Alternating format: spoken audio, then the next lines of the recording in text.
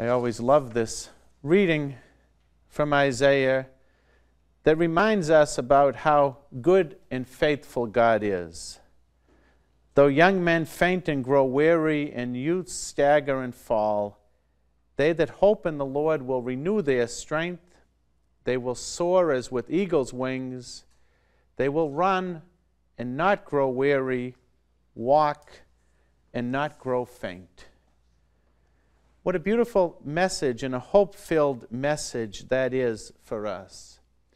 One of the things that I really look to and people that I really admire are people, especially as they get older, who have great joy and zeal and zest for life.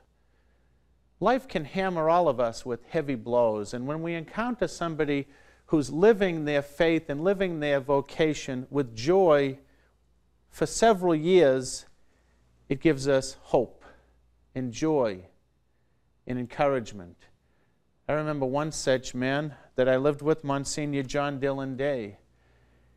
He was a remarkable priest, as I'm sure many of you knew him. I remember him, he had very bad knees. He eventually agreed with that and allowed surgery on his knees, but he used to come down the stairs oftentimes in the morning because his knees bothered him so much on the seat of his pants. And you'd be sitting there and you would hear him coming down the stairs, kind of bouncing down the stairs. And then he would go out and spend most of his day bringing communion to the elderly and the sick in all kinds of weather, in all kinds of situations. And he would say, "This does more for me than it does to them. It gives me an opportunity to serve the Lord." A priest for 60 years. I remember he was so zealous, he decided that he really should go to some of the Catholic high schools and give them vocation talks. He went to Boston College High and gave them a great, enthusiastic, zealous talk. And at the end of it, he said, he had any questions, and the students were asking questions. And one student said, "Father, when did you decide to become a priest?" And he only thought for a second, and he said, "This morning." After almost 60 years of priesthood, he said, "This morning." And he lived his priesthood with that kind of joy, that kind of energy, that kind of zeal. It was so attractive. Whatever physical burdens he had, his heart was burning with love for God and love for God's people. I met a man this summer. I was doing a wedding for some of our students at MIT, and it was in Michigan. I met this deacon, an incredible man. The people were telling me all that he had done in his work as a deacon in the parish and in the diocese. And now he was in a wheelchair, a victim of ALS. And he said to me, after they said everything that he did, all the great work, he said, "In so many ways, I feel my ministry is just beginning." He said, "I'm not able to assist anymore at the altar.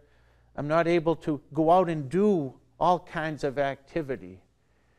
He said, "But I have this gift that the Lord has given me, that now my ministry is a ministry of prayer. That I can take my suffering and my limitation and offer it, join it to the sacrifice of Jesus on the cross and in the Eucharist, and lift it up to the Lord for the salvation of souls. Now my ministry is just beginning." What an example of faithfulness. What an example of someone carrying his burdens with joy, with love for God, with love for his church, with great gratitude to his vocation. I remember meeting a man several years ago. He had a young family, I think 3 children, young children. His wife was in an accident, became disabled. And his wife was not able to move much at all. And so this man would get up every day, take care of his wife, get her ready for the day, carry her downstairs, get the children ready, feed them, get them off to school. Then he would go off to work. Then he would come home, cook the dinner, wash the floor, do the clothes, do everything, carry his wife back upstairs. This was his life, serving his wife and his children and his family. And he did it with joy.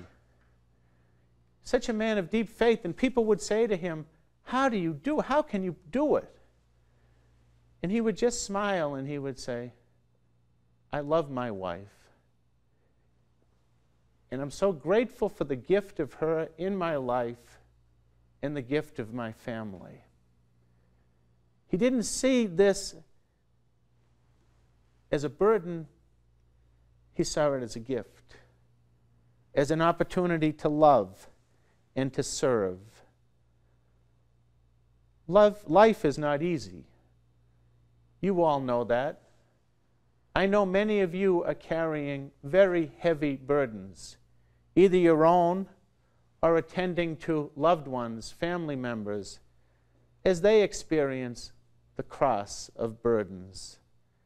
And we're reminded that love makes our burdens bearable. Perfect love can make our burdens even seem a joy. I think in this Advent season, as we consider our own lives and our own situation, and God's great grace and love and mercy towards us, if somebody were to ask us today, when did you decide to give your life to the Lord and to serve Him? I hope we could all say, this morning.